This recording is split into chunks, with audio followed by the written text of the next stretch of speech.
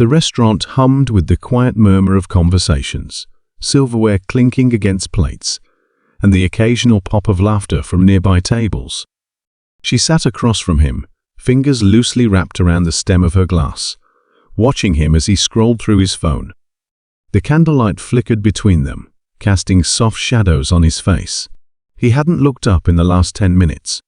She swallowed down the lump rising in her throat. She had spent the entire afternoon picking out this dress, making sure her makeup was just right, making sure tonight this night was special. But as she sat there, staring at a man who once made her heart race, all she felt was something heavy pressing against her chest. "I was thinking," she started, her voice careful, testing the waters. He hummed in response, still staring at his phone. She bit the inside of her cheek. "Maybe we could take a trip. Just the two of us. Somewhere quiet, no distractions." That finally got him to glance up, but only for a second. "A trip?" he repeated, barely interested. She nodded, forcing a small smile. "Yeah. Just to spend some time together. We've both been so busy, and I think—" "Babe," he sighed, setting his phone down with a shake of his head. "You know how crazy work is right now. It's just not a good time." It was never a good time. She knew that answer before she even asked, but some small, stubborn part of her had hoped just once he would surprise her. That he would remember what it felt like to truly see her. But that version of him, the one who used to show up outside her door just to say goodnight, who used to trace shapes on her back when she couldn't sleep, felt like a ghost now. She nodded, forcing herself to act like it didn't matter. The rest of the dinner passed in a blur of half-hearted conversation and long stretches of silence. And when they left the restaurant, he was already back on his phone, laughing at something on his screen. She walked beside him, feeling invisible. As they stepped outside, the cool night air wrapped around her, but it wasn't enough to chase away the warmth burning in her eyes. She wasn't going to cry. Not for him. Not anymore. They reached his car, and as he unlocked it, she hesitated. "Actually," she said, her voice steady in a way that surprised even her, "I think I'll walk home." He blinked, confused. "What? Why?" "I just need some air." He frowned, staring at her for a moment before shrugging. "Suit yourself." And just like that, he slid into the driver's seat, barely sparing her a second glance before driving away. She stood there, watching his taillights disappear down the street, a dull ache settling in her chest. She had given him everything. Her time, her love, her patience. And for what? To be treated like an afterthought. As she walked, the city buzzed around her cars passing, strangers laughing, the scent of food lingering in the air. She thought about all the time she had made excuses for him, all the time she had let herself believe that if she just loved him a little harder, a little longer, maybe he'd wake up one day and see her the way he used to. But love wasn't supposed to feel like begging. And for the first time in a long time, she felt something shift inside her. By the time she reached her apartment, she knew. She wasn't going to wait for him to realize her worth. She was going to show him. Months passed. She didn't text him. She didn't call. At first, he didn't seem to notice. She saw the occasional post on social media, him out with friends, at parties, always surrounded by people. He looked like he was having the time of his life. Good. She buried herself in work, in late nights and early mornings, in chasing the dreams she had once put on hold for him. And slowly, the ache in her chest faded. Then one day, something strange happened.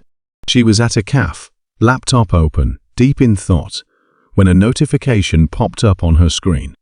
A message. From him. "Hey, it's been a while. How have you been?" She stared at it for a long moment, fingers hovering over the keyboard. It had been months. Not once had he checked in. Not once had he asked if she was okay.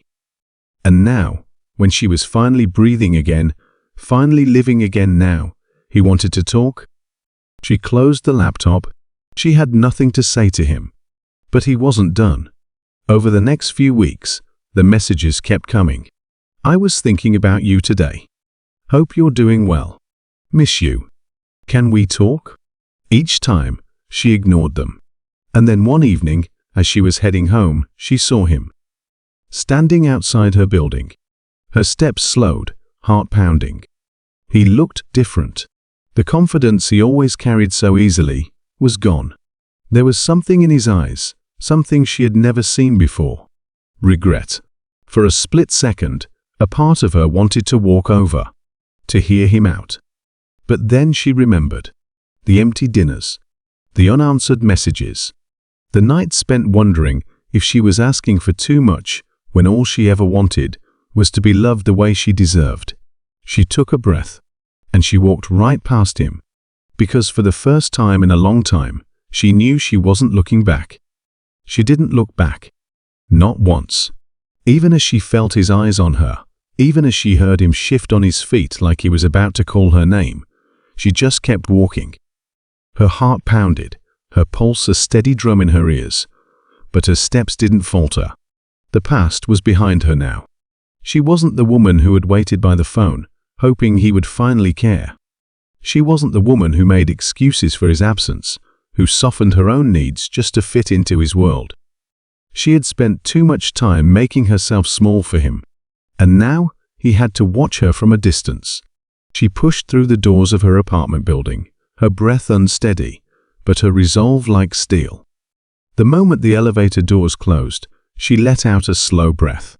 Why now? Why was he here? She hadn't spoken to him in months, hadn't even acknowledged his messages. He had his chance, so many chances to treat her the way she deserved, and he had thrown them all away.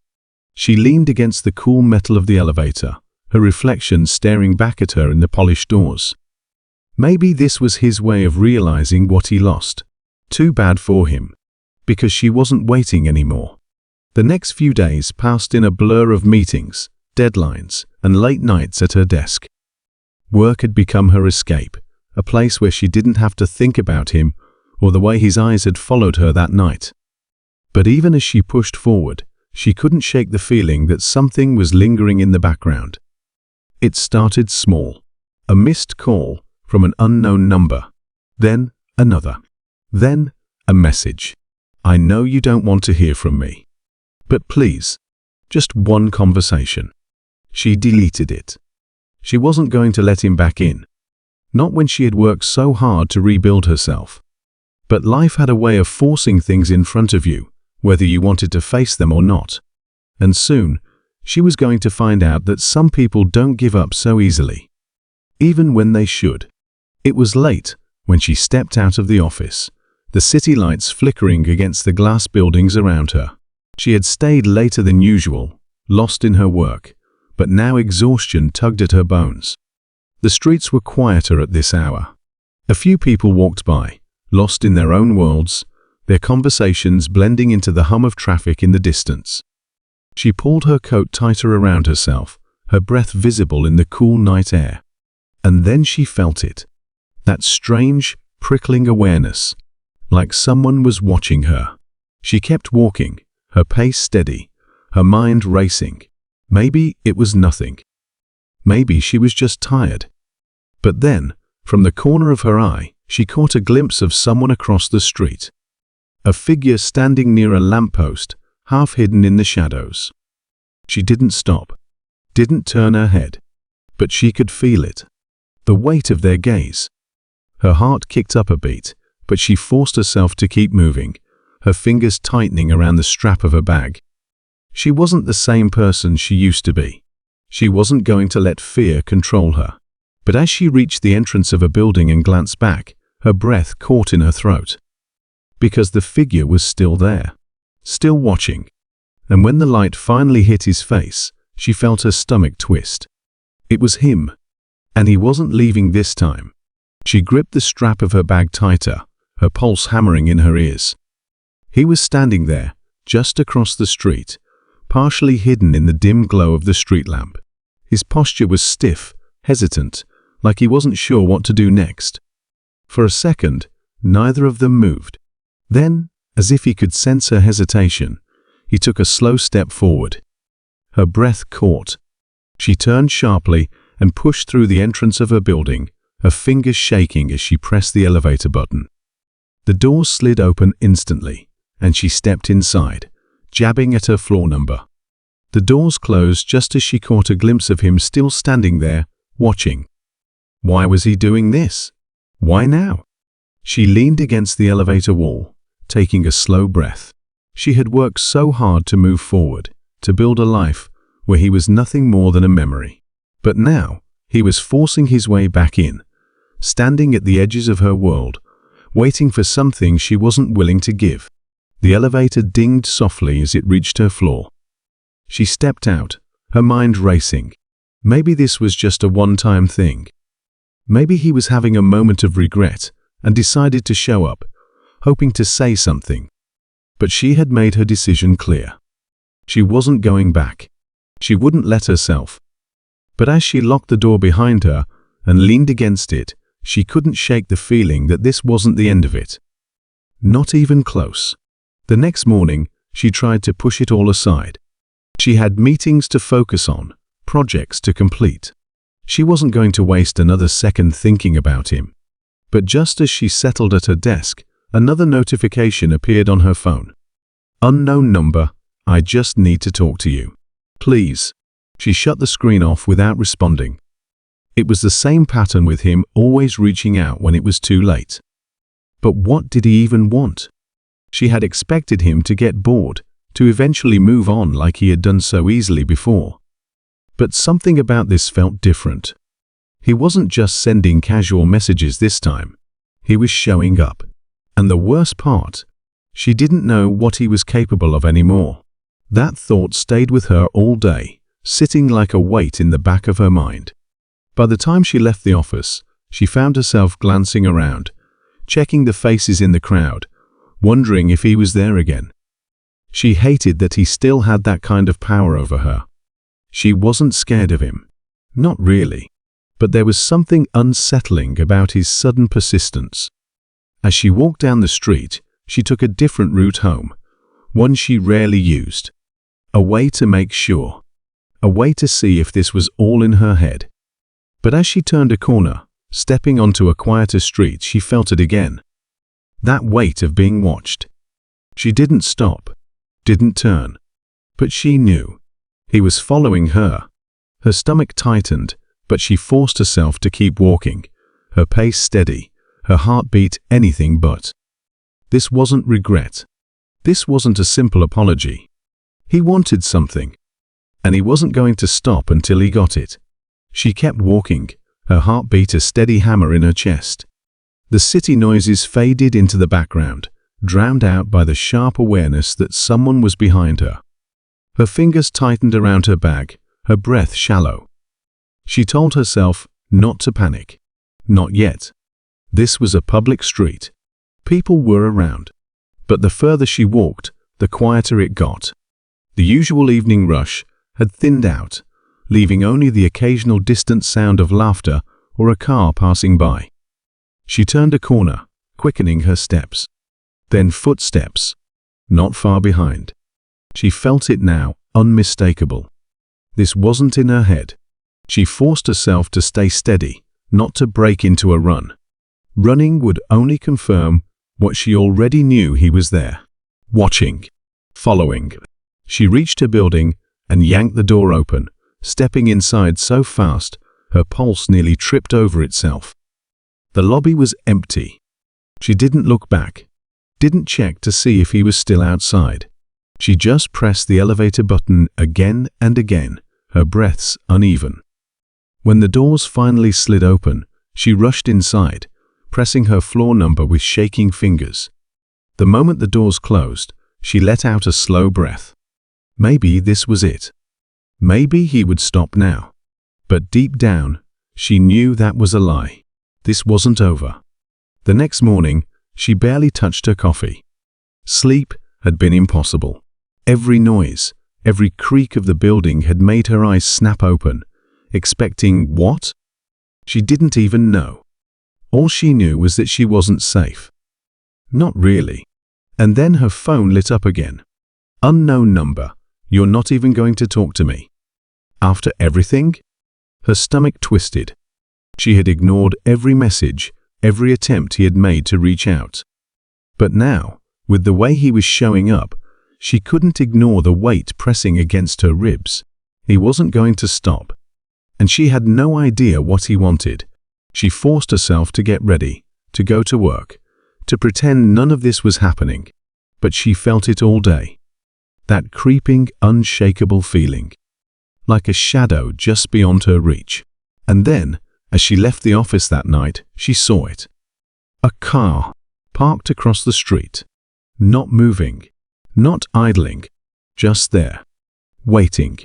Her breath hitched, but she kept walking, her fingers cold around her phone. She could feel it again, that invisible pull of his presence, even if she couldn't see him. She turned a corner, took another route, checking over her shoulder just enough to see. The car pulled forward.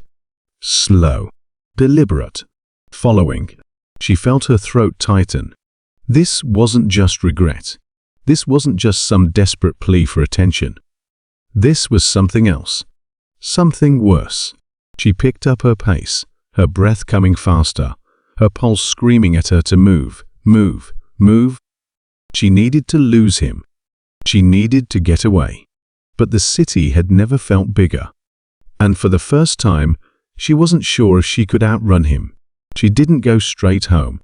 Her instincts screamed at her to switch directions, to break the pattern, to make sure he couldn't predict where she was going.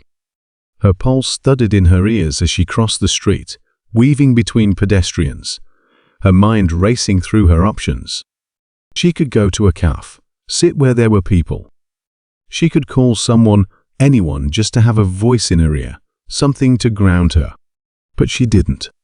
Instead, she turned into a side street, glancing over her shoulder as she moved. The car was still there. Not rushing.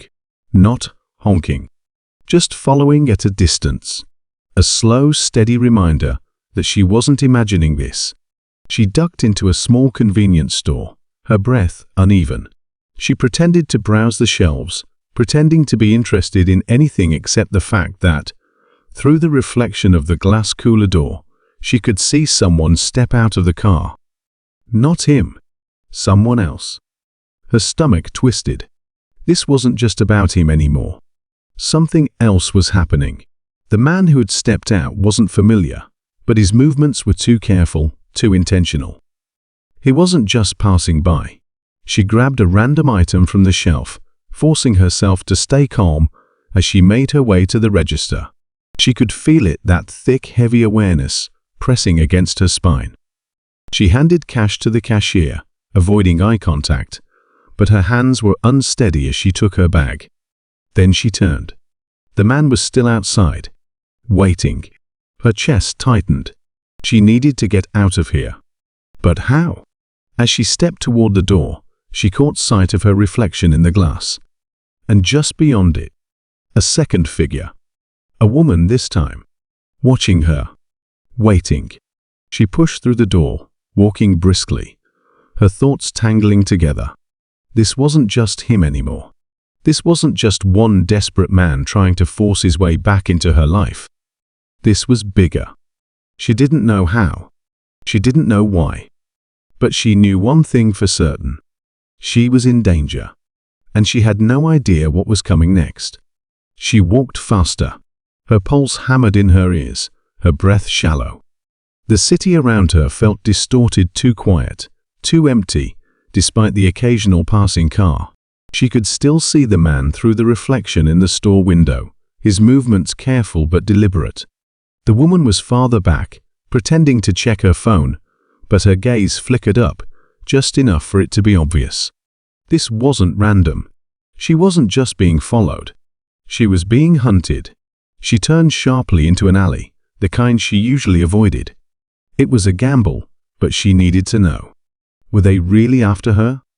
Or was this paranoia spiraling into something worse?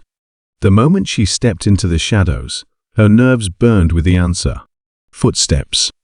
Heavy. rushed. They weren't hiding it anymore. She didn't have time to think, only time to move. Her feet pounded against the pavement as she ran, her bag bouncing against her side. She turned another corner, then another, weaving through the maze of back streets. She could hear them behind her, closing in. And then, a car screeched to a stop ahead of her. Her stomach lurched as she stumbled back, nearly colliding with the brick wall beside her. The back door opened, and he stepped out. The man she had spent months trying to forget. She felt her breath lock in her throat. He didn't look angry. Didn't look desperate. He looked calm. Too calm. "Get in the car," he said. His voice was steady, controlled, like he had been waiting for this moment. She shook her head, her entire body tense. "What is this?" Her voice came out sharper than she expected, her fear laced with something else, rage. He exhaled, glancing at the two figures behind her. The woman and the man slowed their approach, as if waiting for his signal. "You wouldn't talk to me," he said, stepping closer. "So you sent people to follow me?" Her voice cracked with disbelief. His expression didn't change. "I needed you to listen." She almost laughed, but the sound came out hollow, raw. "You don't get to control me anymore." His jaw tightened, but there was something else in his eyes now. A flicker of hesitation. Maybe even regret. But it didn't matter, because she wasn't afraid anymore. She took a slow step back, just enough to show him she wasn't playing his game. "I don't care why you're doing this," she said. "I don't care what you want. You lost your chance." Silence stretched between them. And then, a siren, distant, but getting closer. The woman behind her muttered something under her breath, shifting uncomfortably. The man beside her tensed. He heard it too, and for the first time, she saw something crack in his expression. Fear. Real fear. She took another step back, then another. And when the red and blue lights flashed against the walls of the alley, she saw her opening. She ran, didn't look back, didn't stop. And this time, he didn't follow. Days passed, but the weight of what happened never fully left her. She never found out exactly why he had gone to such extremes, what he had planned. But she knew one thing. She had been right to walk away, right to never give him another chance. And as she stepped back into her life, into the world she had built without him, she realized something. He had spent so much time watching her from a distance, hoping to pull her back into his orbit. But now, the only thing he could do was watch her succeed. And that was something he would never be able to change. The days that followed felt surreal. Even though she had escaped, even though the police had intervened before anything worse could happen, the feeling of being watched still lingered. It wasn't just the fear of what had almost happened, it was the weight of knowing how far he had been willing to go. That kind of obsession didn't just vanish overnight. She kept moving forward anyway. She had come too far, built too much to let his shadow pull her back under. She focused on her work, on her goals, on the future she had created without him. But there were moments, quiet ones, when the world slowed down, where she still caught herself looking over her shoulder. Just in case. Then one morning, she got a call. It wasn't from him. It was from an unknown number, but something told her to answer. The voice on the other end was steady, professional. A detective. They wanted to meet. Her stomach twisted, but she agreed. When she arrived at the station, the detective didn't waste time with small talk. "He's gone," they said. She blinked. "Gone?" "He left the city. We tracked his movements after that night, and it looks like he cleared out his place, withdrew money, and disappeared." She didn't know what to say. She had prepared for so many things. Legal battles, restraining orders, more unwanted appearances. But not this. He was just gone. Disbelief settled in her chest. "Why?" The detective leaned back, considering their words. "People like him, when they lose control, they don't always know how to handle it. He took a risk following you that night, and when it didn't go his way, Maybe he realized he'd already lost. She nodded slowly, trying to process it. It should have been a relief. And maybe, deep down, it was. But there was something unsettling about it too, because she knew him, and disappearing had never been his style. Still, she took the news for what it was. An ending. Or at least, as close to one as she was going to get. She walked out of the station, feeling lighter than she had in months. The sun hit her face, warm and bright, and for the first time in a long time, she let herself breathe. Life moved on. She poured herself into her work, her passions. Every day, she reminded herself that she had fought for this life, that she had built it with her own hands. She refused to let the past define her. Months passed, and the nightmares faded. The paranoia dulled. She stopped checking over her shoulder so much. And then, one evening, she found herself sitting by the window of her favorite cafe, the same one she had avoided for so long. She sipped her coffee, flipping through her phone, scrolling through messages from friends, work updates, invitations to things she finally felt ready to say yes to. And then, a feeling. Faint. Almost nothing, but enough to make her glance up. And for just a second, she thought she saw him, not up close, not standing by the door or watching her through the glass.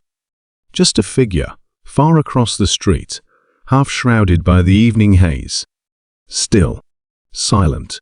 She blinked, her breath catching. But when she looked again, nothing. Just a passing stranger. A trick of the light. She let out a slow breath, shaking her head at herself. She wasn't that person anymore.